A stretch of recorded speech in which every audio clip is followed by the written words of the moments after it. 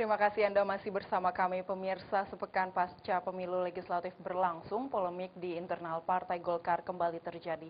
Ketua Umum Partai Golkar Abu Rizal Bakri didesak mundur sebagai calon presiden partai berlambang pohon beringin itu.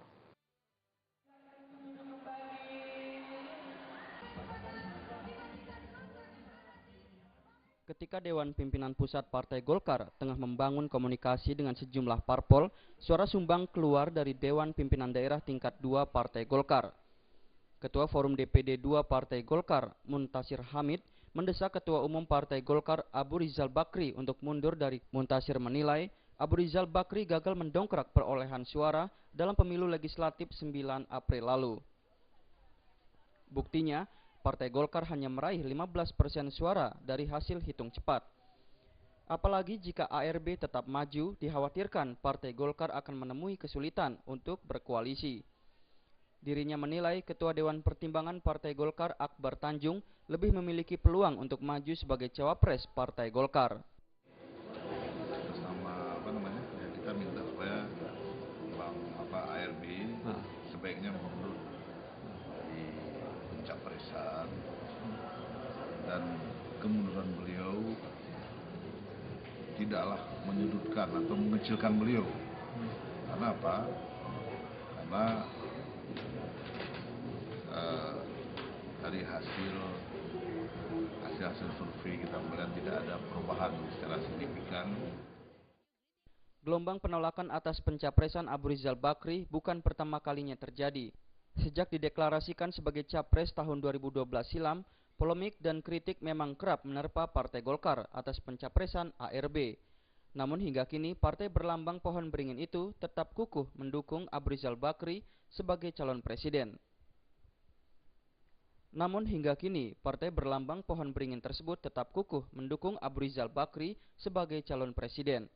Dari Jakarta, Agus Purwoko melaporkan. Ketua Umum Partai Persatuan Pembangunan P3 Surya Dharma Ali menilai pemecatan Wakil Ketua Umum P3 Suharso Monarfa dan 4 pimpinan DPD P3 adalah tindakan yang tepat untuk menyelesaikan kekisruhan yang terjadi di tubuh P3. Bahkan Surya Dharma Ali yakin pemecatan tersebut tidak akan menambah masalah.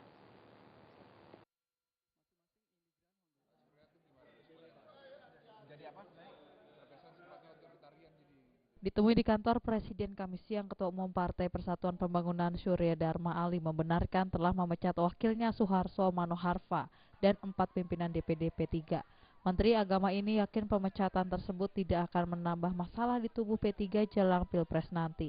Bahkan Surya Dharma menilai pemecatan itu sebagai langkah yang tepat untuk menyelesaikan kekisruhan yang terjadi di internal P3. Lebih lanjut, Surya Dharma mengatakan pihaknya akan mengevaluasi kinerja P3 setelah permasalahan di Partai Berlambang Ka'bah itu selesai. Jadi pada intinya langkah untuk memberhentikan atau memecat Waketum adalah langkah tepat menurut Ketua Umum P3 gitu Pak ya? Untuk memulihkan keadaan adalah tepat. Jadi nanti kita lihat, kita evaluasi, kalau keadaan pulih, lalu yang bersangkutan menyadari kekeliruannya, ya kita tidak tertutup kemungkinan akan dilakukan koreksi. Pemecatan terhadap Suharso Manoarfa dan 4 pimpinan DPD P3 muncul setelah ada mosi tidak percaya dari sebagian DPD P3 terhadap Surya Dharma Ali karena telah melanggar aturan partai, yakni menghadiri kampanye Partai Gerindra di Gelora Bung Karno, Jakarta Maret lalu. Bahkan mereka merekomendasikan agar Surya Dharma dipecat dari jabatannya sebagai Ketua Umum Partai. Mereka yang dipecat dianggap sebagai kubu Surya Dharma adalah pemicu kekisruhan di tubuh P3. 3 pimpinan DPD P3 yang dipecat adalah Ketua DPW Jabar Rahmat Yasin, Ketua DPW Jawa Timur Musyafa Nur, Ketua DPW Sulsel Amir Uskara, dan Ketua DPW Sumatera Utara Fadli Nursal. Dari Jakarta, Linda Puspitasari dan Adam Irhas melaporkan. Panglima TNI Jenderal Muldoko menegaskan tidak pernah menyampaikan permintaan maaf kepada Singapura atas penamaan kapal perang Republik Indonesia KRI Usman Harun. Menurut Panglima, nama Usman Harun untuk kapal perang RI merupakan keputusan akhir yang tidak bisa diubah.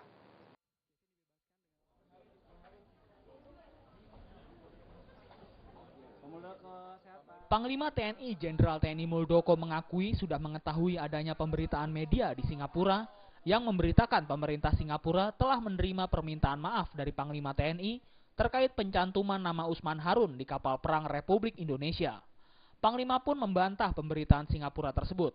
Menurut Panglima, dirinya tidak pernah melontarkan permintaan maaf kepada Singapura terkait pemberian nama Usman Harun terhadap kapal perang Indonesia. Panglima mensinyalir pernyataannya dipelintir oleh media Singapura. Panglima pun menegaskan nama Usman Harun untuk kapal perang RI merupakan keputusan akhir yang tidak bisa diubah. Gini, ngarang aja itu berita itu. Jadi saya ditanya, bagaimana sikap Panglima untuk penamaan Usman Harun? Saya bilang memang begini, mohon maaf. Untuk penamaan Usman Harun adalah sikap kami yang final, tidak akan berubah. Itu maksudnya. Jadi mohon maafnya bukan mohon maaf untuk berubah. Sebelumnya Singapura protes atas penamaan kapal perang Indonesia yang baru dengan Usman Harun. Singapura menganggap Usman Harun sebagai teroris oleh negara Singapura lantaran insiden pengeboman gedung McDonald Singapura yang dilakukan pada tahun 1965 lalu.